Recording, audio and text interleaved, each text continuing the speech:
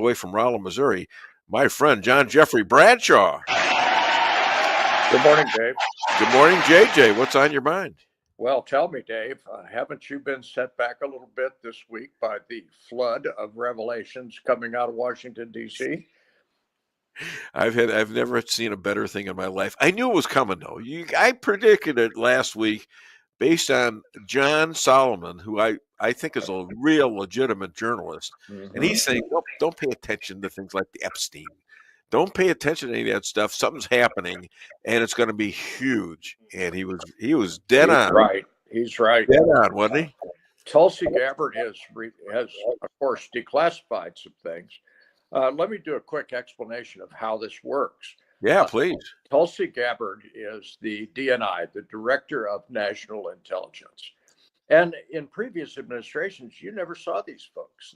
They were always working in the background.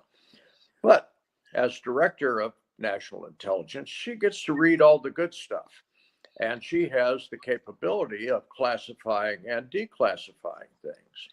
Well, if Obama did what Tulsi says he probably did, all that dirty work was classified, top secret, sensitive information, never to be seen by anyone again. And if the Dems had won, you would never see any of this stuff. It would be buried forever. Right. However, Donald Trump won, and he appointed some folks to his cabinet who are serious go-getters. Now, wait a minute. Are you talking about which election here? Well, we're talking about the most recent because they were beating him up on the previous election. We'll talk about that in a minute. 2016 was a real stinker. And everybody in the Dems thought that Hillary was going to win. She was going to be a shoo-in. Oh, yeah. Of course, when she lost, now they got a problem. What can they do to torpedo the incoming administration? Well, Tulsi just released about 114 pages of documents which outline that. And I haven't been able to read them. I have read some summaries of them. And looks like Barack Obama was dead in the middle of this stuff. He was leading it, at least if you believe what she says she has released. They've referred this to Congress. Now, Bill and Hillary are involved in this too, okay? And they paid for the fake news. James Comer, who's a Republican from Kentucky who runs the House Oversight Committee, has subpoenaed Bill and Hillary to come in and tell a few lies to the committee. You can bet that Clapper and Mueller and all the names that you and I talked about years ago as being corrupt, dirty, nasty people are going to be talking to these folks. Now, they're going to lie, of course.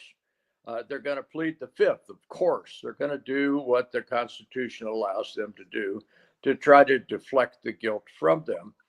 But I do believe that there, at least if you believe Tulsi, there's enough evidence there to put some of these folks in prison. Well, here's one name that might counter that. Ron Klain. All right, explain to me, please. He was also testifying. He was the head of the Obama. He was the head of the Joe Biden. His realm at the White House, and he has talked to the committee. The committee has said that this guy is revealing stuff. He's not hiding it. He's being honest with us. So you got the top guy in the Biden administration, who I think he came from the Obama administration, talking. So all it takes is one or two of those, and suddenly you're going to see people scrambling to do the same thing. Well, Tulsi Gabbard said yesterday that whistleblowers have been coming out of the woodwork, approaching her and her staff, wanting to talk about this, probably wanting some immunity from prosecution for their part in the dirty deeds that were done. And DOJ will work out whatever deal they can. But apparently people are coming out of the Obama administration saying, yeah, I know something about that.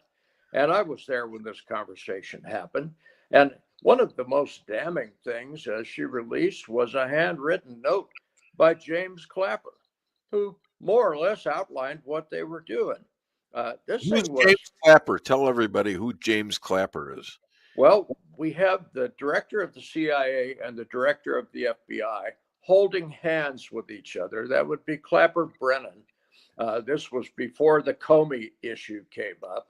Yeah. And these people are actually plotting against Donald J. Trump, Yeah. a very soon to be sworn in president of the United States. They did this stuff between the time he won the election and the time he was sworn in January, put together this whole big fake affair to try to sully his administration. They wanted his administration to be hamstrung.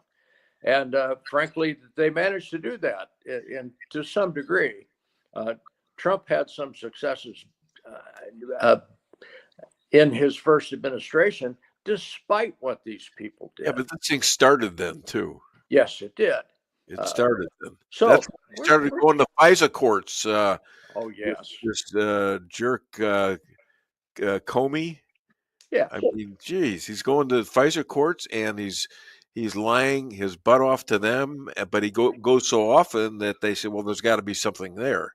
Well, of course, Okay. of course, the five FISA judges that he went to were all Obama appointees. Surprise. Yeah. Well, so this ends up being a decade